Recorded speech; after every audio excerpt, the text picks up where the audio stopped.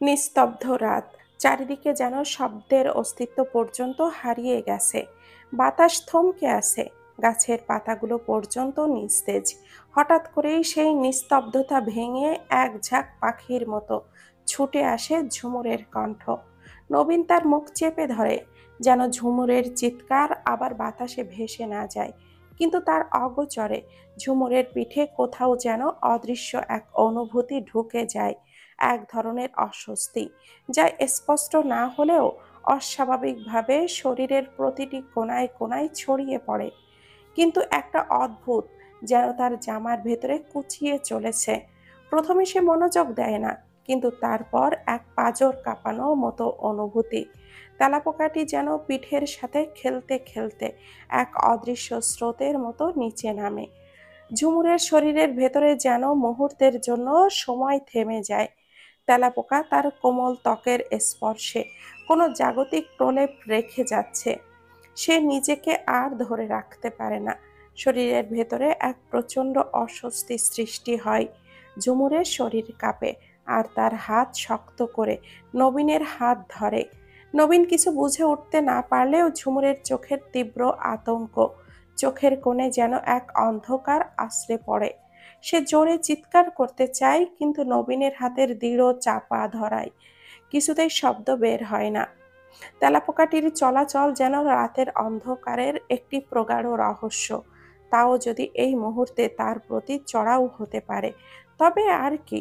সেই ছোট্ট অশুভ বা প্রাণী মুহূর্তেই হয়ে উঠেছে এক আতঙ্কের ছায়া, যা স্বাভাবিকতার সব রেখা ছিন্ন করে ফেলে।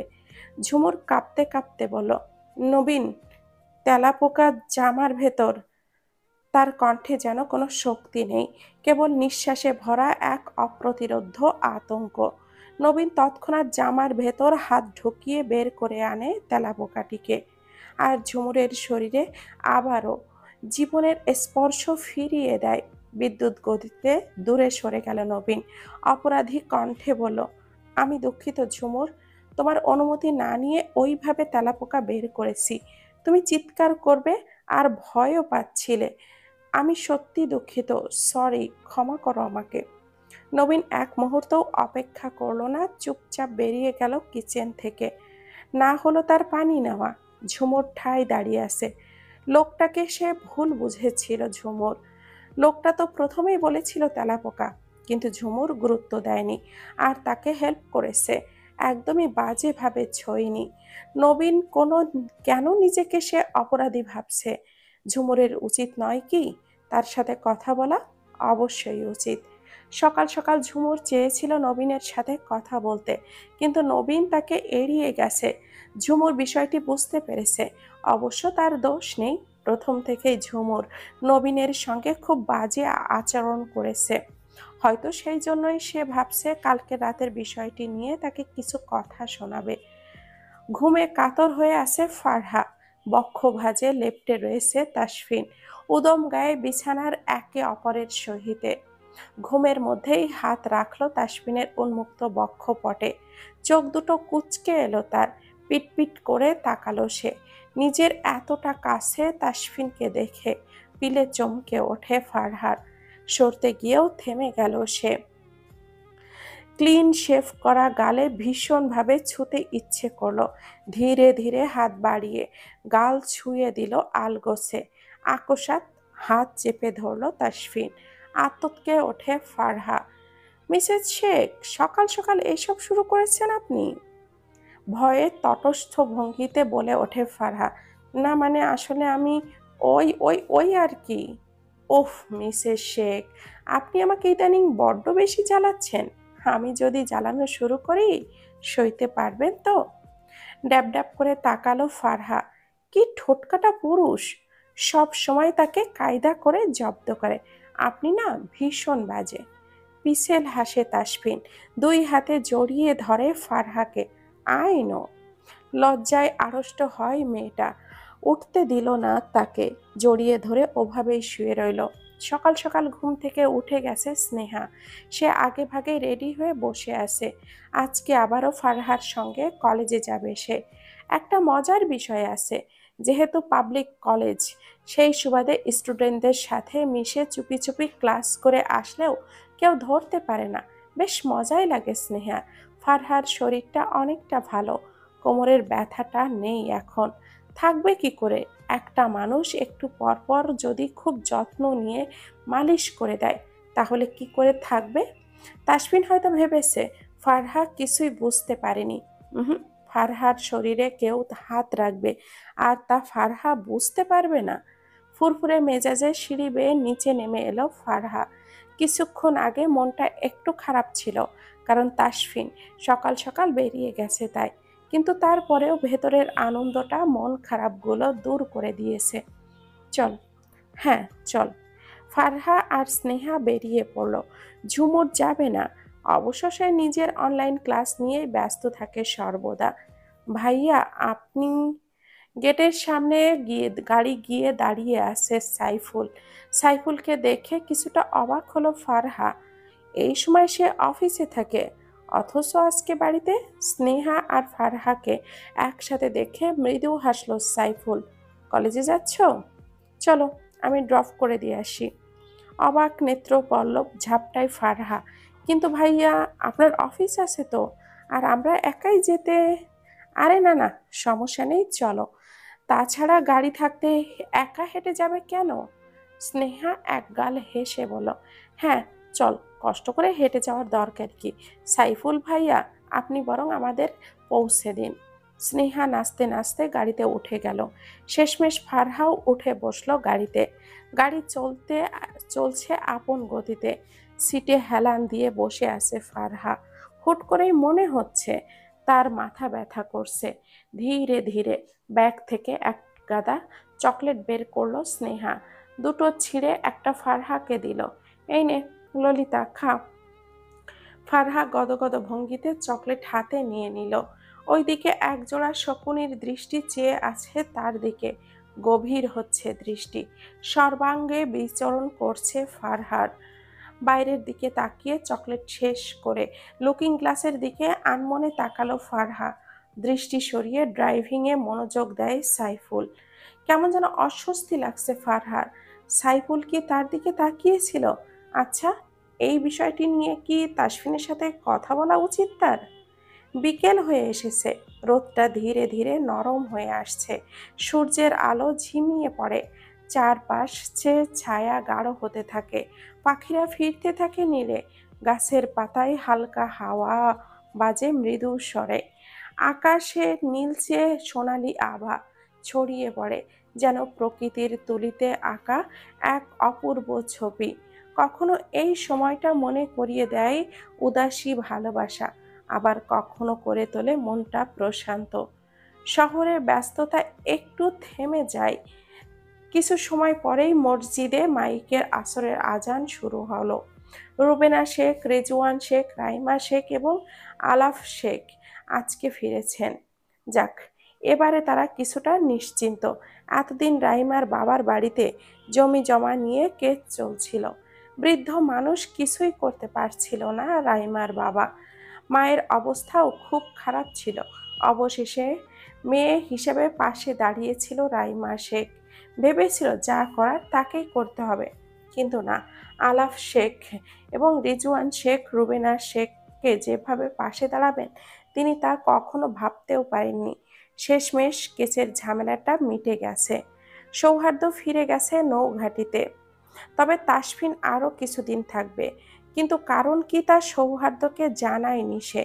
কিছুটা আশ্চর্য হলেও জিজ্ঞাসা করেনি সে। মাহির বিকাল থেকে ঘুমাচ্ছে, ছেলেটার শরীর খারাপ। এদিকে বাড়িতে কেউই নেই। নূপুর কল আর অপেক্ষা করতে পারলো না। অবশেষে কল করলো তাসফিনকে। দুইবার রিং হতেই রিসিভ করলো তাসফিন। হ্যাঁ নূপুর, বল।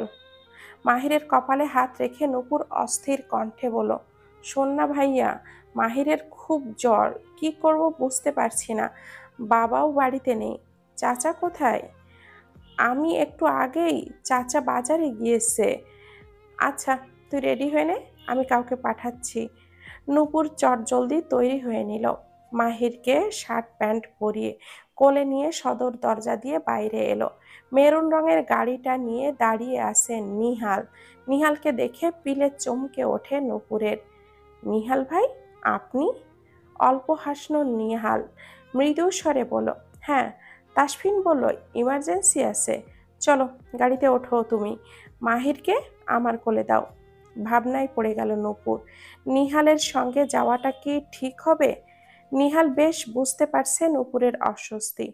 নূপুর, মাহির অসুস্থ, তাসফিন আমাকে ভরসা করে পাঠিয়েছে, তুমি ওঠো প্লিজ। নূপুর দেরি করলো না, মাহিরকে নিহালের কোলে দিয়ে গাড়িতে উঠে পড়ে। ঠিকঠাক বসতেই নিহাল মাহিরকে ভেতরে দিল, নিজেও ড্রাইভিং সিটে বসে দ্রুত ড্রাইভ শুরু করে। সময়টা 6টা বছর আগে, বৃহস্পতিবার সকাল। ভার্সিটি থেকে ফিরছে নূপুর।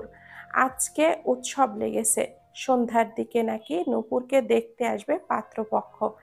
স্তম্ভিত নূপুর, কি হলো ব্যাপারটা? হঠাৎ করে তাকে বিয়ে দিতে চাচ্ছে কেন? রাগটা নিজের ভেতরে রেখেই ধুমধাম পা ফেলে দোতলার দিকে চলে গেল নূপুর। রাগ হচ্ছে প্রচুর তার। এটা কোনো কথা? ওয়াশরুমে গিয়ে ফ্রেশ হয়ে বিছানায় শুয়ে পড়ে নূপুর। লম্বা নিঃশ্বাস ফেলছে সে। সাইফুল শেখ, তাকে বেশ পছন্দ করেন রুবেনা শেখ। নূপুর নূপুরও তাকে ভালোবাসে, কিন্তু আজ হঠাৎ অন্য কোনো পাত্র কেন আসবে তাকে দেখতে? সেগুলো ভাবতে ভাবতেই আকাশ পাতাল এক করে দিয়েছে নূপুর। স্নান ম্লান বিকেল, আর এক রকমের নরমের নরম, নীরব আর খানিকটা বিষণ্ণতায় মেশানো সময়। দিনের শেষ ভাগে সূর্যটা হেলে পড়ে পশ্চিম আকাশে। আলোটা তখন আরও তত উজ্জ্বল থাকে না, হালকা সোনালি আর কমলা রঙের চারপাশ ভেসে যায়। পাখিরা একে একে ফিরে আসে বাসায়। গাছের পাতায় নেমে আসে ধীর গতি। হাওয়া থাকে নরম, মাঝে মাঝে একটানা বয়ে চলে। শহরের কোলাহল কিছুটা স্থগিত হয়ে আসে। মানুষের মুখেও ক্লান্তির ছাপ। নিহাল এসেছে তার মামা রবিউল ইসলামকে নিয়ে। আপন বলতে মামা ব্যতীত কেউই নেই তার। তাসফিন গিয়ে ম্যানলি হাগ করে তাকে, বেস্ট ফ্রেন্ড তার। কিন্তু এই শুভ দিনে আরিয়ান নেই, সে গুরুত্বপূর্ণ একটি মিশনে রয়েছে। রিজওয়ান শেখ ভীষণ পছন্দ করেন নেহালকে, তাই তো বিয়ের প্রস্তাব দিতেই তিনি অমত করলেন না। বিষণ্ণতায় ডুবে আছে মুখখানি রুবেনা শেখের। শাড়ি পরেছে নূপুর। ঝুমুর তাকে নিয়ে এলো। পাত্র হিসেবে নেহালকে দেখে পিলে চমকে ওঠে তার। বিয়ের কথাবার্তা এগোয়, তবে নূপুর রাজি নয়। এমন নয় যে নেহাল খারাপ, কিন্তু নূপুর অন্য কাউকে ভালোবাসে। পাত্র-পাত্রী একে অপরের সঙ্গে আলোচনা করতে চায়। বিষয়টি জানতে পেরে খুব অবাক হলো নেহাল। আলাদাভাবে আর কি জানতে চায় নূপুর? সে তো তার সম্পর্কে সবটাই জানে। রুম জুড়ে পিনপতন নীরবতা, একটা গভীর গুমোট নিস্তব্ধতা যেন সমস্ত শব্দকে গিলে ফেলেছে। জানালার ফাঁক গলে ঢুকছে ম্লান বিকেলের শেষ আলোটা। ধুলো মাখা সোনালি রোদের রেখা দুজন মানুষের মুখ ছুঁয়ে যাচ্ছে, তবু তাতে উষ্ণতা নেই, কেবল এক রাশ অতৃপ্তি। নিহাল বসে আছে, চোখে এক অপার ভালোবাসা নিয়ে, যেন মেয়েটার প্রতিটা নিঃশ্বাসে নিজের প্রাণ রেখে দিয়েছে।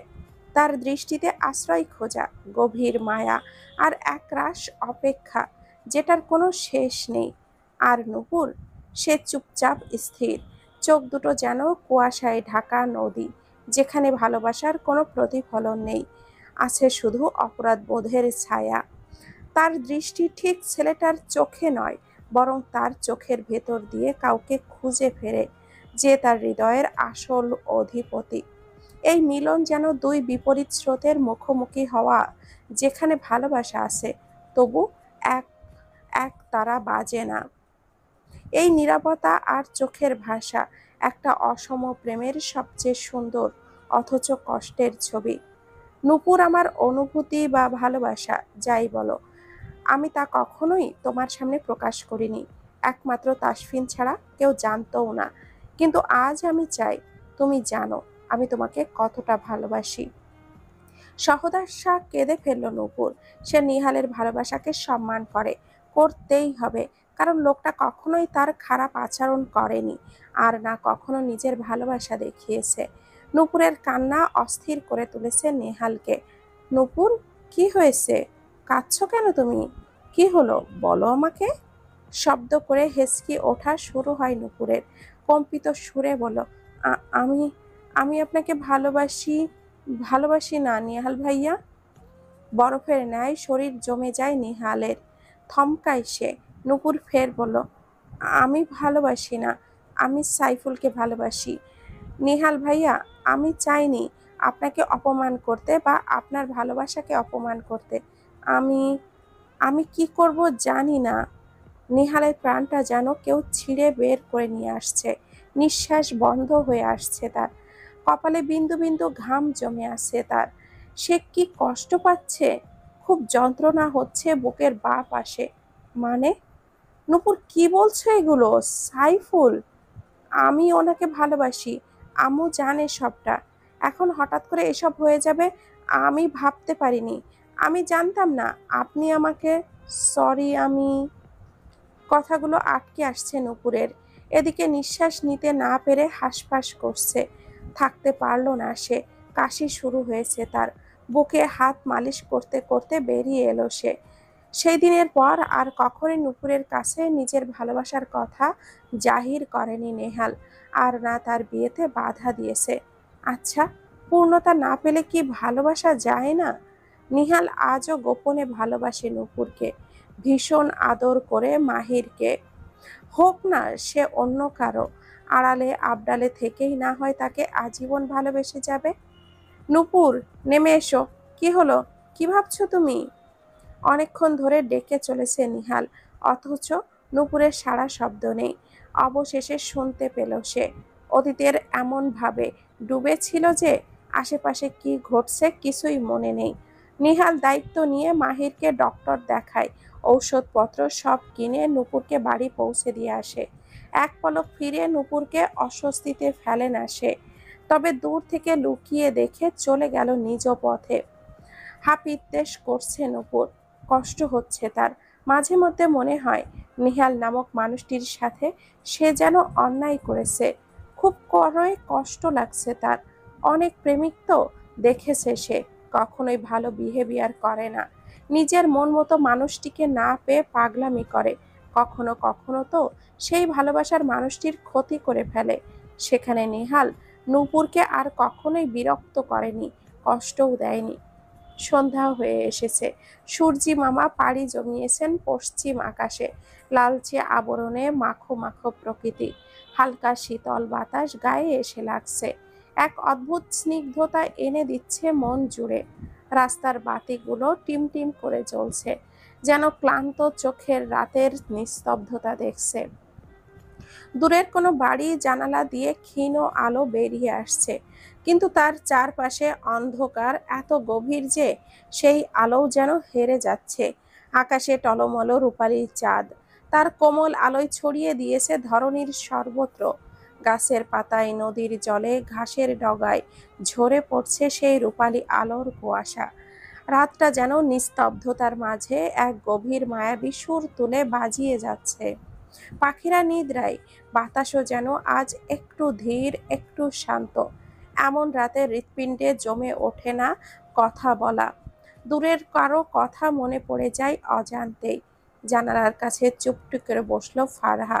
তাসফিন ফিরেছে সবে, এই তো নিচে খেতে গিয়েছে।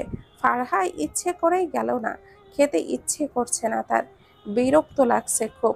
তাসফিন কি তাকে একটুও ভালোবাসে না? কই, কৃষ্ণপুরে থাকাকালীন তো কত পাগলামি করত। খট করে দরজা খুলে ভেতরে এলো তাসফিন। তার উপস্থিতি টের পেয়ে চুপ করে রইল ফারহা। মিসেস শেখ? প্রতি উত্তর করল না ফারহা। নিশ্চুপ ভঙ্গিতে বসে আছে।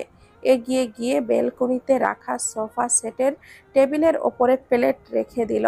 ফারহা ঘুরেও দেখল না একবারও। কি হলো, খাবে না? না, ইচ্ছে নেই আমার। অভিমানী কণ্ঠস্বর। ভীষণ হাসি পাচ্ছে তাসফিনের। কোনো ইচ্ছে নেই। জ্বালানোর জন্য বলে ওঠে তাসফিন। খিদে নেই তাই? খেতে হবে, ওঠো। উঠল না ফারহা, যে দেখিয়ে বসে রইল একইভাবে। সে ভেবেছিল তাসফিন চলে যাবে।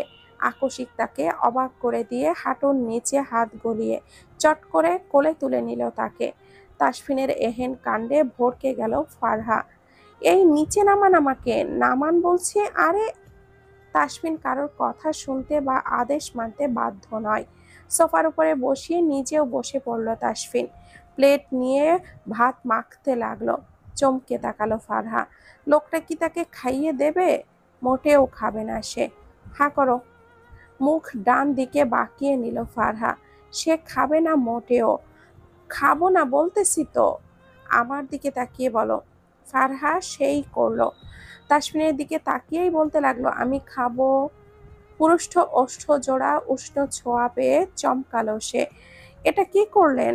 তাসফিন নিম্নোষ্ঠ কামড়ে ধরলো, হাসলো। তুমি তো বললে খাবে। রেগে গেল ফারহা। তিরিক্ষি মেজাজে বলে ওঠে, আমি বলেছি আমি খাবো। পরপর দুবার চুমু দ্বারা মুখ বন্ধ করে দিল তাসফিন। চুপসে গেল ফারহা। ভয়ে আর কিছুই বলার সাহস পেল না। চঞ্চল কন্যাকে জব্দ করতে পেরে হাসল তাসফিন। প্রথম লোকমা মুখে ধরে ফারহার। একটারও কথা বলে না, চুপচাপ খাও। অনিচ্ছা সত্ত্বেও খেতে হচ্ছে ফারহাকে।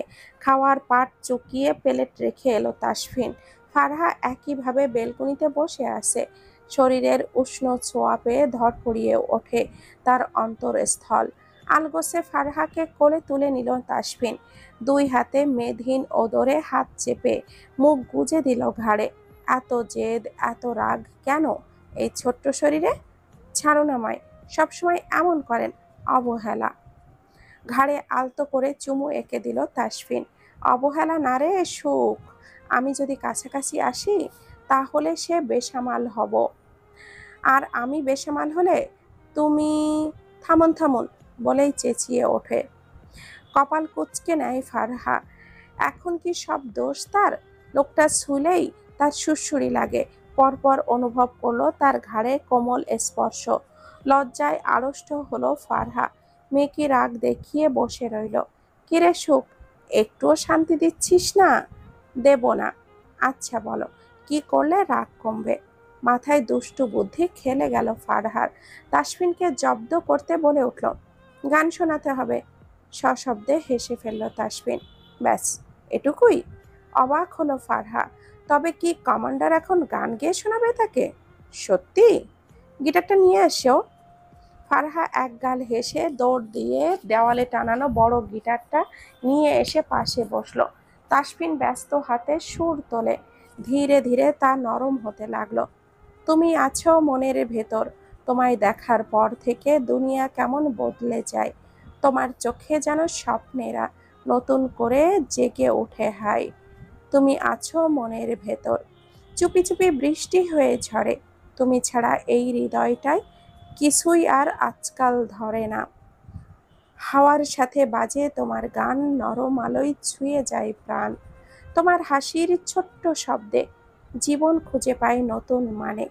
তুমি আছো আমার মনের ভেতর। তোমার মায়া এত। চুপি চুপি বৃষ্টি হয়ে ঝরে।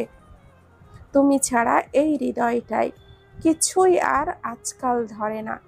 হাওয়ার সাথে বাজে তোমার গান, নরম আলোয় ছুঁয়ে যায় প্রাণ। তুমি ছাড়া এই হৃদয়টায় কিছুই আর আজকাল ধরে না। গানটা লেখিকা আপুর নিজের লেখা। এই গানের প্রতিটি লাইনই ফারহানা নিঝুম তার লেখা। আশা করি কপি করবে না। গালে হাত রেখে গানটাই মন দিয়ে শ্রবণ করে ফারহা। অতিশয় আশ্চর্য হয় সে। তার লেফটেন্যান্ট সাহেব যে শিল্পীদের থেকেও কম নয়। গানের প্রতিটি লাইন যেন তাকে উজাড় করে দিয়েছে তাসফিন। শেষের দিকে এসে গিটারের টুংটাং শব্দ ধীরে ধীরে বাজতে বাজতে শান্ত স্বরেই শেষের লাইনগুলো বলতে লাগলো। গিটারের সুর থামতেই দুই হাতে তালি বাজিয়ে তুলল ফারহা। ব্রিলিয়ান্ট! আপনি এত সুন্দর গান গাইতে পারেন? কই, আগে তো বলেননি। হেসে ফেলল তাসফিন। গিটারটা সোফায় রেখে ফের কাছে টেনে নিল ফারহাকে। আলগোসে ছুঁয়ে দিল তার গাল। আমি অনেক কিছুই পারি, সময় মতো দেখাবো। চোখ টিপে বলল তাসফিন। চোখ পাকিয়ে তাকালো তাসফিন। ইস, কি লজ্জা! আপনি তো মহাপাজি লোক। ঘাড় মাসাজ করলো তাসফিন, লম্বা নিঃশ্বাস টেনে আওড়ালো। ঠিক কতটা পাজি সেটা না হয় সময় মতো দেখাবো। বাই দা ওয়ে, রাত হয়ে এসেছে। এটাই তো সময়, কি বলেন মিসেস শেখ? খিলখিলিয়ে হেসে উঠল ফারহা। ঘুমে ঢুলু ঢুলু চোখে তাকালো তাসফিন। মাতাল করা হাসি টেনে বলে, চলুন ম্যাডাম, এবার ঘুমাই। তাকে কোলে নিয়েই বিছানার দিকে এগিয়ে গেল তাসফিন। কপালে পরপর অনেকগুলো চুমু খেয়ে বলল, আগামীকাল আমরা একটা জায়গায় যাচ্ছি ম্যাডাম, রেডি থাকবেন। অবাক হয় ফারহা। কিছু জিজ্ঞাসা করতে যাবে, কিন্তু তার আর হতে দেয়নি তাসফিন। বুকে জড়িয়ে ধরে শুয়ে পড়ে দুজনেই। নো মোর ওয়ার্ডস সুপ, আমি সত্যিই খুব টায়ার্ড আজ। চুপচাপ শুয়ে আছে ফারহা, তবে এতটুকুতে থেমে নেই সে। সব সময় এই লুচু লেফটেন্যান্ট সাহেব তাকে জ্বালাতন করে, আজকে সে করবে। হুম, ঘুমাবো না, এই রাতটা আইসক্রিম খাওয়ার। যান, আইসক্রিম নিয়ে আসুন। ডান ভুরু উঁচিয়ে তাকালো তাসফিন। তাই নাকি? ইচ্ছে করে জ্বালাচ্ছ ম্যাডাম, পরে সইতে পারবে তো? গাল ফুলিয়ে উঠে বসলো ফারহা।